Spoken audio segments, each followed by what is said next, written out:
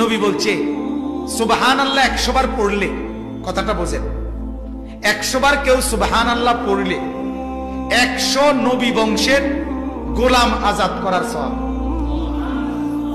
আলহামদুলিল্লাহ 100 বার পড়লে আল্লাহর নবী বলেন 100 ঘোড়া আল্লাহর রাস্তায় যুদ্ধের জন্য দান করার সওয়াব। 100 বার আল্লাহু আকবার পড়লে আল্লাহর নবী বলেন 100 উট হজ্জের মধ্যে আল্লাহর রাস্তায় কোরবানি করার সওয়াব। কয়টার সওয়াব কইলাম?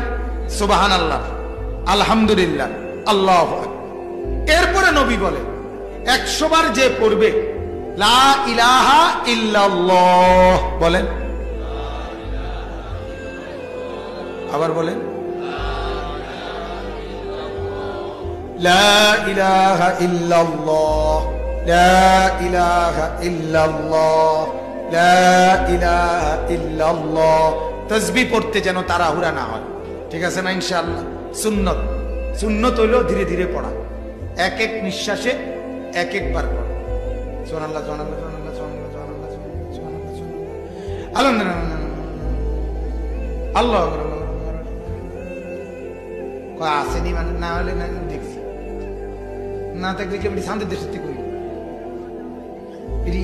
ইরিনি তসবি, আপনি কর এটা তসবি, হ্যাঁ কিটা কইছেন, এটা কিটা